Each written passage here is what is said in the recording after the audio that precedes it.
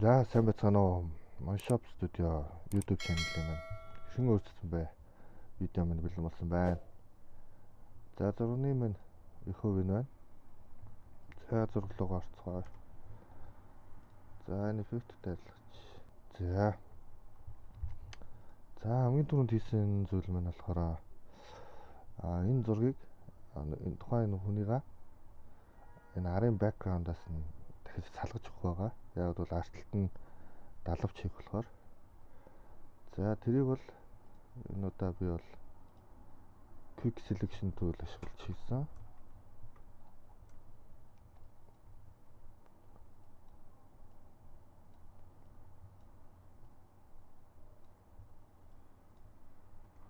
За ингээд тооныг төвчүүлээд за тэгээд шууд Ctrl G. За Ctrl G дараад салгасан байгаа. За энэ зурган дээр бол ингээд зүгээр салгаад өрөх чинь. За дараа нь арт талд нь би далавч хийж өгсөн байгаа. За нэг юм далавчны зураг аваад за энэ бол PNG файл араас нь юу бэкграунд дээр салах хэрэг байхгүй. За энэгээ шууд зөөгөөд оруулж өгсөн байгаа. За энэ лаяра модельийнхоо за одоо энэ хүнийхээ доор нь тавина гэсэн үг. За тэгээд Ctrl T. За ингээд зөв тийш нь харуулад за саяны салсан бол энэ байна. За ингээд доор нь тавиад хичээсгээд за ингээд Ctrl T-ийг дарж агаад байрлуулчихнаа. За энийг байрлуулсан бол Ctrl G яхиж дарж хуулаад за хуулсан маань энэ байна тийм ээ. За тэрийг Ctrl T. За энэ horizontal гэдэг байгаа. За энэ дээр дараад нөгөө талд нь ахиулаад тавьчих. За ингээд далавчгаа оруулаад тавьчихнаа. За ингээд далавчаа оруулаад тавьчихж байгаа. За дараагийн хийх зүйл маань юу вэ гэхээр энэ далавчны минь одоо энэ хэсгүүд те энэ үзүүрийн хэсгүүд энэ тэгээ энэ доотлын үзүүрийн хэсгүүд эдгээр нь одоо хитрхи хурц арай ялгарч харагдаадсан. За тэгэхээр дахиж энэ далавчаа Ctrl G гэж хоёр далавчаа копидж аваад за тэгээ фильтр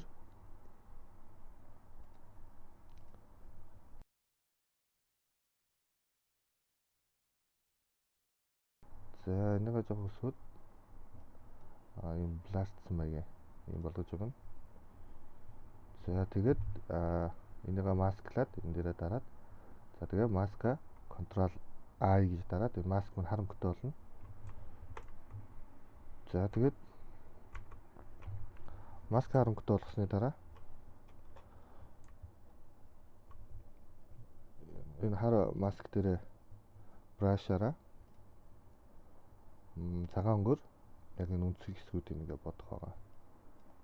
Яг ингээд энэ үнцэг хэсгүүд. Энэ хүртэл энэ дээдлийн үнцгийг нь бол будааг орсон. За тэгэнгүүт энэ арай тод байсан хэсгүүд маань арай уусч харагданаа. За одоо энэ ялгаа нь энэ байна. Энэ доотлын хэсгийг. За ингээд далавчин маань ингээд холбоо дууссан бол далавчандаа гэрэл сүдэр хийн. Тэгэд за гэрэл сүдрийг бол би өмнөх бичлэг дээр гарсан мөн адил exposure-оор хийсэн байгаа. За зөвхөн энэ далавч руу гон за exposure. За тэгэд энэ дээр дарах хэрэгтэй байгаа. За энэ дээр дараа зөвхөн далавчаа идэвхжүүлж юм гэсэн. За тэгээд exposure gamma correction-ыг хэсгээд exposure-ыг жоохон багасгаад за нэг иймэрхүү болоод за тэгээд энэ маска Ctrl I байхгүй болчихно. За дөнгөт нь brush-аар цагаан өнгөөр яг сүдэр оруулах юм хэсгүүдээ гэж зураг авчихна байгаа. За тэгээд эхний хэлцэнд бол би энэ хүнийхээ артлын хэсэг энэ гарны хэсэг дээр сүдэр өгсөн. За дараагийнх дээр нь далавчны энэ хэсгүүдээр сүдэр өгсөн байгаа. За дараагийнх нь мөн адил энэ сүдэр баг зэрэг сүдэр өгөөд за тэгээд дараа нь color balance гэсэн байгаа. За энэ баг мэдтгүүцсэн үл эдэг жоохон шарт байт болгосон.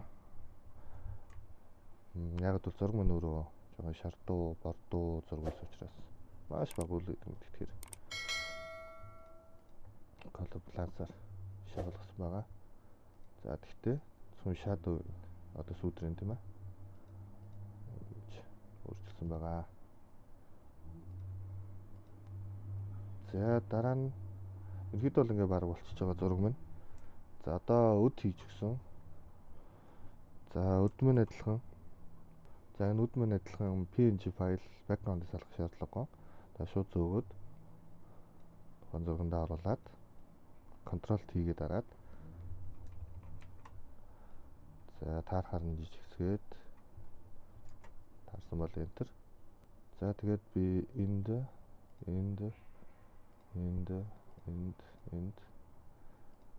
за энэ доор за дээр нэг жижигхэн хоёр өдөө за мөн хажуу талд за тэр жоохон дээд талд за энэ газрууд дээр өднүүд өгсөн. За өднүүдээ бол Ctrl T-гээ дараал юуг нь байрлалуудыг өөрчлөөд энд зоогоо тавиад өгсөн.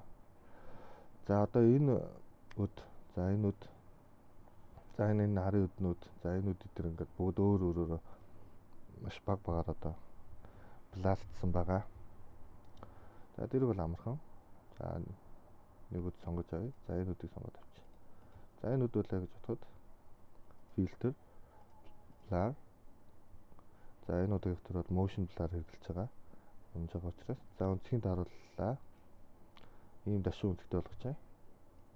За ихсэх юм бол нэг ийм харагдана. За тэгээд тухайн өднүүдэд тааруулаад өөрөө болсон бол окей. За ингээд тус бүрийн өд болгон дээр өгсөн байгаа. За ингээд баг зураг минь дуусчлаа. За одоо баг зэргийн эффектүүд явъя. За ийм гэрлэн туяа өгсөн байгаа. За энийг яаж хийсэн бэ гэх юм бол за энийг ашигласан. За энийг аваад шууд зөөж оруулаад тааргал брэнд тавилаа. Ягаад скрин болголоо. Opacity-г нь багасглаа. За ийм маягаар. За тэгээд за энэ particle зураг байгаа.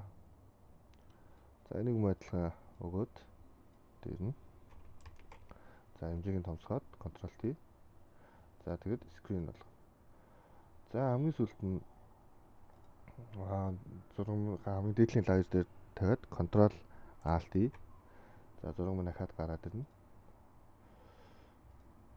За тэр үед нь filter camera. За тэгээд exposure жоохон гэрэл нэмээд чүд. За жоохон контраст жоохон өгөөд. За тэгээд vibrance, saturation хоёрыг жоохон нэмээд. За тэгээд окей. Энэ өнгө за жоохон гэрэл нэмж өгсөн байгаа. За дараагийн хийсэн зүйл маань болохоор би за curves ашигласан. За curves бол ингэж өгсөн. За энэ хамгийн яг curves ашигласан байг бол энийг за би тэглэн унтрааж байгаа. За иймэрхүү болж байгаа тэ зураг. За тэрийг ингээд зөөлрүүлж өгнөс үг. Энийг хэсгэснээр. За нэг иймэрхүү болгоод selective color. За энэ дээрээс би юу гэсэн бэ гэхээр энэ цамц. За энэ хар өмд. За энэ арьсны бор хэсэг. За эдрийг тодруулахын тулд selective color өгсөн. За хамгийн гол за улааныг бол ингэж өгөөд цэнхэр хоёроо ингээд хэсгэж өгөөд ингээд ялгаруулад за бас энэ хар гэсэн те. Тэгэхээр хар дээрээ нэг бага хэмжээгээр өгөөд бусдын унгаагаад за тэгээд ийм өнгө гаргаж байгаамаа. За тэгээд сүүлд нь solid color. За solid color өгөөд өнгөө цэнхэр өнгөөр сонгоод бүдэг цэнхэр. За тэгээд illusion өгөөд за тэгээд opacity-г бүр 4 хүртэл унгаагаад баг зэргийн шарыг бас мөн адилхан өгөөд opacity-г 4 хүртэл унгаасан. За ингээд зураг минь эцсийн байдлаар ингээд бэлэн боллоо. За ингээд бичлэгийн минь дуустал үзсэн. За өөртөө хэрэгтэй мэдээлэл олж авсан байх гэж найдаж байна. Асуух зүйл байвал доор коммент үлдээгээрэй. За дараагийн бичлэгээр дахин уулзтлаа. Түр баярлалаа.